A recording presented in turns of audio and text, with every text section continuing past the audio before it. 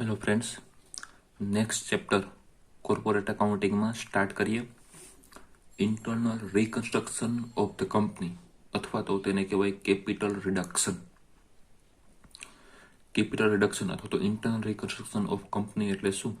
તો એ કંપનીની financial position sound ન હોય, સારી ન હોય, બરાબર. તો એવા સંજોગોમાં કંપની ટ્રિબ્યુનલ પાસેથી સ્પેશિયલ પરમિશન લઈ અને કેપિટલ રિડક્શનની પ્રોસેસ આખી છે તે કરે, બરાબર. તેને કહેવાય કેપિટલ રિડક્શન. રિકન્સ્ટ્રક્શનના મેઇન બે ટાઈપ છે, ઇન્ટરનલ રિકન્સ્ટ્રક્શન અને એક્સટર્નલ રિકન્સ્ટ્રક્શન. તેમાં આપણે આ ચેપ્ટરમાં ભણવાનું છે ઇન્ટરનલ રિકન્સ્ટ્રક્શન, અને કેપિટલ રિડક્શન પણ કહેવાય, બરાબર. હવે આ જે ફાઇનાન્શિયલ પોઝિશન કંપનીની સારી ન હોય, બરાબર, તો તે કેના લીધે ન હોય? તો ઘણીવાર અસેટની વેલ્યુ છે તે ઘણી વધારે છે, એકચ્યુઅલમાં જેટલી લેવી જોઈએ એના કરતાં ઘણી વધારે આપણે એની વેલ્યુ છે તે લીધેલી હોય, બરાબર. લોસ છે તે એક્યુમ્યુલેટેડ લોસ ઘણો બધો વધી ગયો હોય, ફિક્ટિટિયસ અસેટ છે એ ઘણી વધારે હોય. તો આવી કન્ડિશનમાં કંપની છે ફાઇનાન્શિયલ કન્ડિશન સારી ન હોય, તો આ બધું વ્યવસ્થિત કરવા માટે કંપની ઇન્ટરનલ રિકન્સ્ટ્રક્શન છે તે આખું કરે, બરાબર. એટલે અહીંયા આપણે ઇન્ટરનલ રિકન્સ્ટ્રક્શન છે એ ભણવાના છે. એક્સટર્નલ છે તે નેક્સ્ટ સેમમાં છે તે જોશું, બરાબર. એને ઇન્ટરનલ રિકન્સ્ટ્રક્શન અને કેપિટલ રિડક્શન પણ કહેવાય, બરાબર. અહીંયા આપણે કીધું this method company obtain capital reduction fund. હવે આ જે રિડ્યુસ કરશું આપણે કેપિટલ, બરાબર, તો એ ફંડ ક્યાંથી મેળવશું? By reducing face value of share. શેરની વેલ્યુ 10 રૂપિયા હોય તો 8 રૂપિયા કરે, 5 રૂપિયા કરે, અથવા તો 100 રૂપિયામાંથી 10 રૂપિયા કરે. પ્રોફિટ એન્ડ લોસની ક્રેડિટ બેલેન્સ, બરાબર. પ્રોફિટ એન્ડ લોસની જે ક્રેડિટ બેલેન્સ મીન્સ કે આપણે જો પ્રોફિટ હોય તેને ડિક્રીઝ કરીએ, બરાબર. બેલેન્સ સિક્યુરિટી પ્રીમિયમ એનો યુઝ કરે, અથવા તો જનરલ રિઝર્વ, આ બધાનો કેપિટલ રિડક્શન ફંડ માટે યુઝ કરે, બરાબર. એટલે આપણે કરશું શું? આ બધાની વેલ્યુ છે, બરાબર, તે લાયબિલિટીની વેલ્યુ છે તે ઘટાડશું, બરાબર. યુઝ ક્યાંથી કરશું આગળ આપણે જોઈએ, ક્યાંથી યુઝ કરશું, રેઇઝ ક્યાંથી કરશું કેપિટલ રિડક્શન ફંડ, અને તેનો યુઝ ક્યાં કરશું, બરાબર, તેને એપ્લાય ક્યાં કરશું તે. સામેના પેજ પર આપણને બધા રીઝન આપેલા છે કે ક્યારે કેપિટલ રિડક્શનની જરૂર છે તે ઊભી થાય, બરાબર. Due to failure of big project of company suffer big loss.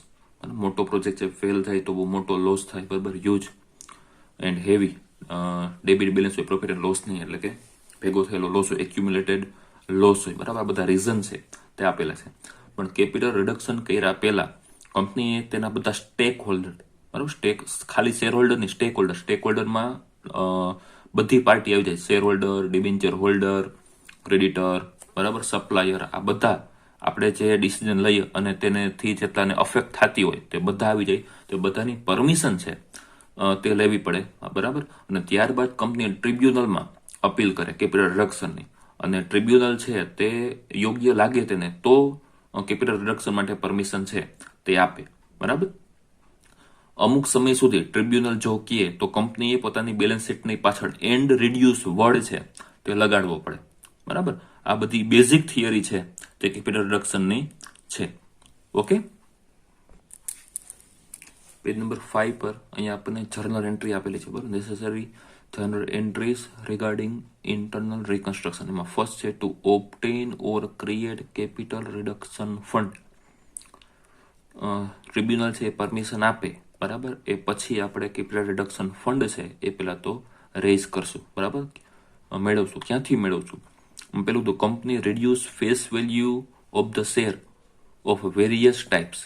Face value છે તે ઘટાડો, બરાબર. 100 રૂપિયામાંથી 10 રૂપિયા કરો, 10માંથી 8 કરો, XYZ જે વેલ્યુ હોય તેને આપણે ડિક્રીઝ કરીએ. પછી transfer the reserve and surplus, security premium, credit balance of profit and loss account etcetera. આ બધાની બેલેન્સ છે તે ક્રેડિટ હોય, બરાબર. Reserve and surplus, security premium, profit and loss ને ક્રેડિટ બેલેન્સ, તો લાયબિલિટી સાઈડ આ બધું હોય, બરાબર. તો ત્યાંથી તમે કેપિટલ રિડક્શન ફંડ છે તે રેઝ કરો, બરાબર. એમાંથી અમુક પોર્શન અમાઉન્ટ છે તે લઈ લો. Third, appreciate the value of some asset. અમુક અસેટની વેલ્યુ છે તે એપ્રિસિએટ મીન્સ ઇન્ક્રીઝ કરો, વધારો, બરાબર. 5 લાખની અસેટ હોય તેના 5,50,000 કરો, બરાબર.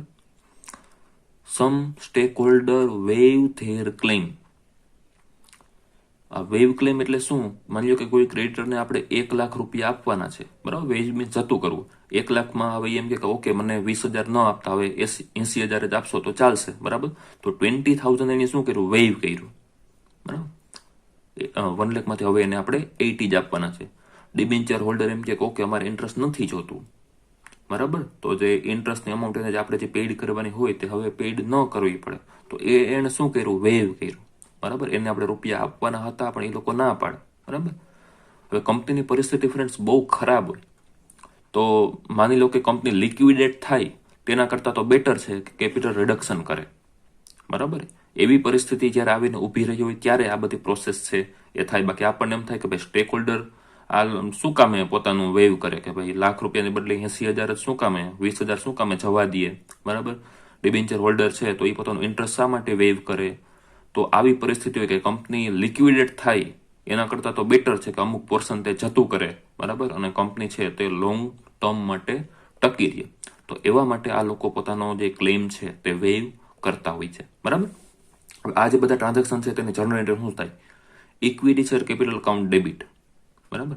આ લાયબિલિટી સાઈડ બધું હશે તો એ આપણે ક્રેડિટ હોય એ બધાની બેલેન્સ એને ડેબિટ કરીએ, એટલે કે ફંડ ત્યાંથી આપણે મેળવીએ છીએ, બરાબર? Equity share capital account debit by તો અમાઉન્ટ રિડ્યુસ.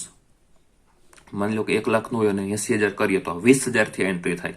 20,000 જે આપણે રિડ્યુસ કર્યું 20,000 તેનાથી. Preference share capital account debit એ કંઈ રિડ્યુસ કરીએ તો એનાથી એન્ટ્રી થાય. જનરલ રિઝર્વ, બરાબર? જનરલ રિઝર્વ જેટલું આમાં યુઝ કર્યું હોય, બરાબર? અહીંયા આપણને આપેલું છે ટોટલ ક્રેડિટ બેલેન્સ, એની જે બેલેન્સ રિઝર્વની હોય, બરાબર? તે જો આમાં યુઝ કરીએ તો. પછી સિક્યુરિટી પ્રીમિયમ અકાઉન્ટ ડેબિટ એની જે બેલેન્સ આપણને આપેલી હોય, બરાબર? તે અહીંયા યુઝ કરીએ તો. Profit and loss credit balance હોય તો, બરાબર? ક્રેડિટ હોય તો પ્રોફિટ હોય તો તમે એનો આમાં યુઝ કરી શકો, ફંડ તમે ઊભું કરી શકો, રેઝ કરી શકો. માની લો કે ડેબિટ બેલેન્સ હોય મીન્સ કે લોસ હોય તો કોઈ પ્રશ્ન જ ઊભો નથી થતો અહીંયા.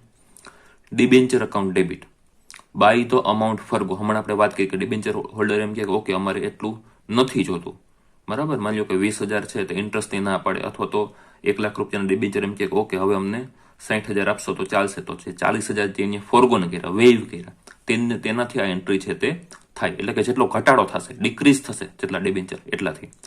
ક્રેડિટર અકાઉન્ટ ડેબિટ સેમ ક્રેડિટરમાં ડિબેન્ચરમાં જે કોન્સેપ્ટ લાગુ પડ્યો હોય, અમુક જે વેવ કરે, જતું કરે, બરાબર? તો જેટલા ડિક્રીઝ થાય એટલાથી આ એન્ટ્રી છે તે થાય. Asset account debit by the value increase.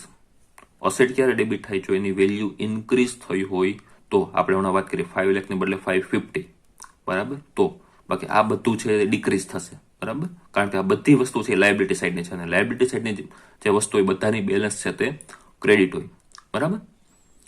Two capital reduction fund liability decrease થાય અથવા તો અસેટ ઇન્ક્રીઝ થાય તો કેપિટલ રિડક્શન ફંડ છે તે ક્રેડિટ થાય, બરાબર? આ ફર્સ્ટ એન્ટ્રી. આપણે પેલા ઓપ્ટેન કર્યું કેપિટલ રિડક્શન ફંડ, હવે તેને એપ્લાય કરીએ, તેનો યુઝ કરીએ. Application of capital reduction fund to write off fictitious asset, unrecorded loss or expense or to make downward revaluation of asset. હવે તેનો યુઝ કરીએ છીએ XYZ જે રીઝનથી આપણે આ પોઝિશનમાં આવ્યા હોય, બરાબર? તેના capital reduction fund account debit પહેલા આપણે ક્રેડિટ કર્યું હતું, હવે ડેબિટ કરીએ છીએ. ટુ ગુડવિલ, ગુડવિલને આપણે રાઇટ ઓફ કરીએ, બરાબર? To patent, trademark and copyright. Friends અહીંયા એક વસ્તુ, જો કંપનીની પોઝિશન ખરાબ છે, પરિસ્થિતિ ફાઇનાન્શિયલ કન્ડિશન છે તે બહુ ખરાબ છે, બરાબર? તો ગુડવિલ એટલે શું? કંપનીની જે પ્રોફિટ અર્ન કરવાની એક્સ્ટ્રા કેપેસિટી હોય. આગળ આપણે ગુડવિલનું ચેપ્ટર છે, બરાબર? તે તમે ભણી ગયા હશો. તો આ ગુડવિલ છે, પેટર્ન છે, ટ્રેડમાર્ક છે, કોપીરાઇટ છે, આ બધું ક્યારે હોય? કંપનીની પોઝિશન, આ બધું તો જોકે હોય પણ ગુડવિલ ક્યારે હોય? કંપનીની પોઝિશન બહુ સારી હોય તો. હવે તો નથી, તો ગુડવિલ રાખવાનો કંઈ કંપનીમાં મિનિંગ નથી, તો એને રાઇટ ઓફ કરો. પેટર્ન, ટ્રેડમાર્ક, કોપીરાઇટ, બરાબર? આ બધાની વેલ્યુ છે તે આપણે ઘટાડશું, મીન્સ કે ઓછી કરશું, બરાબર? To share discount, fictitious asset છે આ બધી, આ ઇન્ટેન્જિબલ અસેટ છે, બરાબર? બધી. To preliminary expense, to profit and loss account, profit and loss આ ડેબિટ બેલેન્સ, ઇટ મીન્સ કે લોસ છે, બરાબર. તો લોસને આપણે કેપિટલ રિડક્શન સામે સેટઅપ કરીએ છીએ. 2 ડિબેન્ચર ડિસ્કાઉન્ટ ફિક્ટિટિયસ અસેટ અને 2 અસેટ અકાઉન્ટ. અસેટ અકાઉન્ટમાં ક્યારે? For the amount by which asset is reduce. જો અસેટ છે તેની વેલ્યુ આપણે ઘટાડીએ તો, ડિક્રીઝ કરીએ તો, 7 લાખની અસેટ હવે તેની વેલ્યુ 5 લાખ કરીએ, બરાબર. તો નોર્મલી અસેટની બેલેન્સ ડેબિટ હોય, બરાબર. તેને ઘટાડો, ડિક્રીઝ કરો તો ક્રેડિટ કરવા પડે, બરાબર. તો આ એનો યુઝ, બરાબર. કેપિટલ રિડક્શન ડેબિટ અને અહીંયા ડેબિટ કર્યું, બરાબર. અને પાછળ ક્રેડિટ એટલે કે ક્યારે ઊભું કરીએ અને આ ક્યારે એપ્લાય કરીએ. રેડી? થર્ડ સીમાં આપેલું છે to close the capital reduction fund. પેલા ક્રેડિટ કર્યું, આ ડેબિટ કર્યું, હવે ક્લોઝ કરી છે. After above mention 2 entries are made if any credit balance appear in capital reduction fund account then it is transferred to capital reserve account. એટલે capital reduction account debit to capital reserve. જો કંઈ balance વધી હોય તો આ entry થાય, બરાબર. પહેલા આપણે ફંડ ઊભું કર્યું હતું, રેઝ કર્યું હતું, તો કેપિટલ રિડક્શન ક્રેડિટ કર્યું, અહીંયા ડેબિટ કર્યું. કેપિટલ રિડક્શનની નોર્મલી, બરાબર, એની ક્રેડિટ સાઈડનો ટોટલ જ વધુ આવે, બરાબર. માની લો કે ડેબિટ સાઈડનો ટોટલ વધુ તો આપણી પાસે હતું જ નહીં, તો તમે યુઝ ક્યાંથી કરો, બરાબર. એટલે નોર્મલી તેની ક્રેડિટ સાઈડનો ટોટલ વધુ હશે. એટલે જ્યારે ક્લોઝ કરો, જો સેટ ઓફ થઈ જાય સામે આ બે એન્ટ્રી કરો ને તો કોઈ પ્રશ્ન નથી, બરાબર.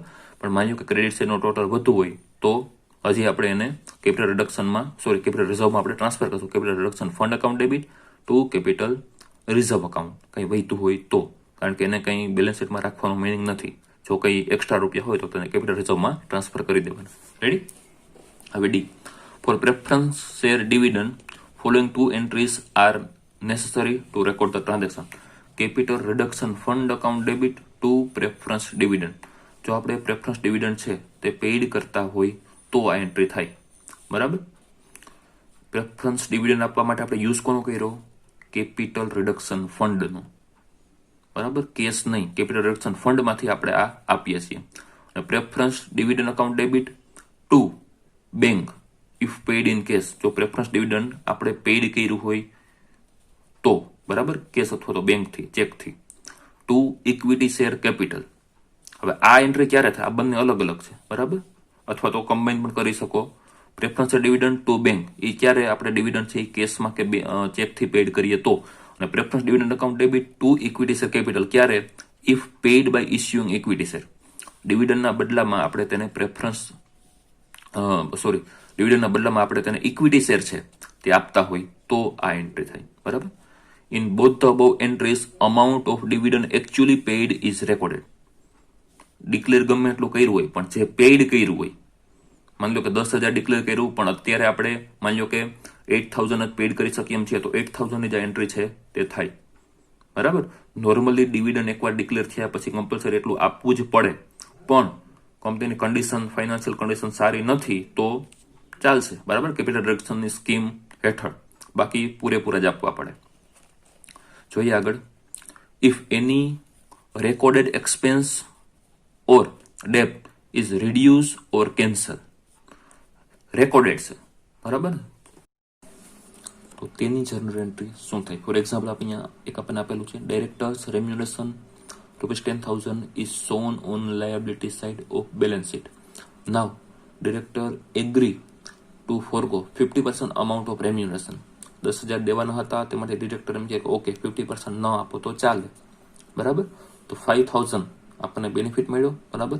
લાયબિલિટી સાઈડ આ રેકોર્ડ થયેલું છે તો ડિરેક્ટર રેમ્યુનરેશન અકાઉન્ટ ડેબિટ 5,000 તેની બેલેન્સ લાયબિલિટી સાઈડ રેકોર્ડ થયેલું હોય અને અનપેઇડ હોય, બરાબર.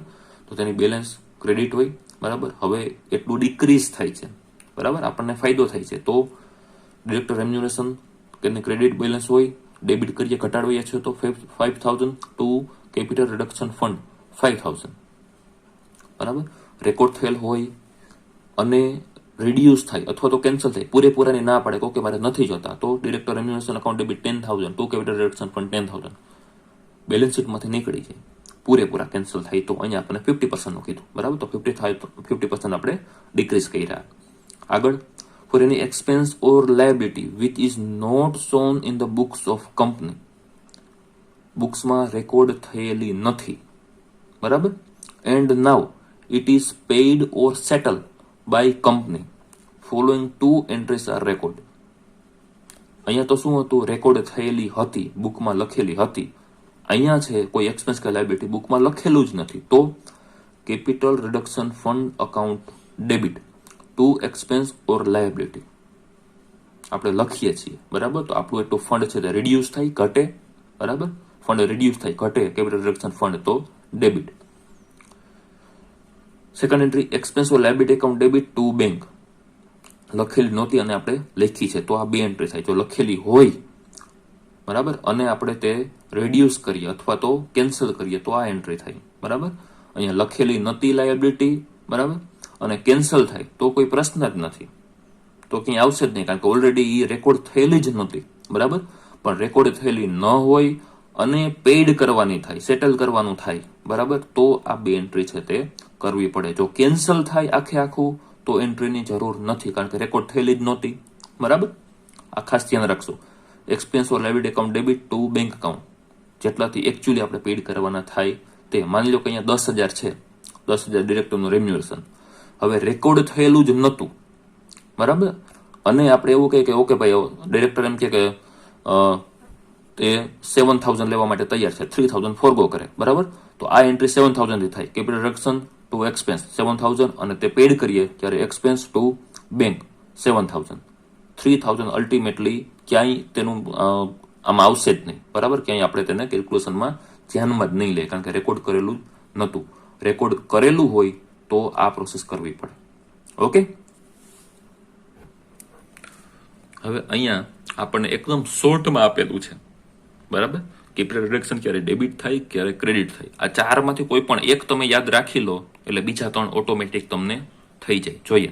First, if amount of liability side of balance sheet decrease, capital reduction fund account credited. First general entry છે આપણે જોઈ એ, બરાબર. લાયબિલિટી સાઇડ જો ડિક્રીઝ થાય, ડિક્રીઝ ક્યારે થાય તે આપણે ક્રેડિટ ઊભું કરીએ છીએ, કેપિટલ રિડક્શન ફંડ રેઝ કરીએ, બરાબર. તો સિમ્પલી જો લાયબિલિટી સાઇડ ડિક્રીઝ થાય તો કેપિટલ રિડક્શન ક્રેડિટ થાય, બરાબર. અને એનું રિવર્સ, જો લાયબિલિટી સાઇડ છે તે ઇન્ક્રીઝ થાય, બરાબર. અહીંયા આપણને ફોર્થ આપેલું છે, સોરી, હા અહીંયા જ આપેલું છે. If amount of liability side of balance sheet increase, capital reduction છે તે ડેબિટ થાય, બરાબર. લાયબિલિટી ડિક્રીઝ થાય તો ક્રેડિટ, લાયબિલિટી ઇન્ક્રીઝ થાય તો કેપિટલ રિડક્શન ડેબિટ. અસેટમાં જોઈએ, if amount of asset side of balance sheet decrease, capital reduction fund is debited. અને if amount of asset side of balance sheet increase, capital reduction fund is credited, બરાબર. માની લો કે આમાંથી તમને એક પણ યાદ હોય, માની લો આ પેલું ખાલી યાદ રાખી લો, લાયબિલિટી સાઇડ ડિક્રીઝ તો કેપિટલ રિડક્શન ક્રેડિટ, તો લાયબિલિટી ઇન્ક્રીઝ તો કેપિટલ રિડક્શન ડેબિટ, બરાબર. અને એનાથી ઊંધું અસેટમાં થાય, બરાબર. અસેટ જો ડિક્રીઝ થાય, બરાબર, તો કેપિટલ રિડક્શન ફંડ છે તે ડેબિટ થાય, અને જો અસેટ ઇન્ક્રીઝ થાય તો કેપિટલ રિડક્શન ફંડ છે તે ક્રેડિટ થાય, બરાબર. તો એકદમ સિમ્પલ આ એનો રૂલ છે, કેપિટલ રિડક્શન ફંડ ક્યારે ડેબિટ થાય, ક્યારે ક્રેડિટ થાય તેનો, બરાબર. અહીંયા આગળ આપણને રીઓર્ગેનાઇઝેશન ઓર રિકન્સ્ટ્રક્શન ઓર કેપિટલ રિડક્શન ફંડ એનું ફોર્મેટ છે તે આપેલું છે, બરાબર. ક્યારે ડેબિટ ક્યારે ક્રેડિટ, તો જનરલ એન્ટ્રી ઉપરથી આ બધું છે તે આપેલું છે, જોઈ જાજો.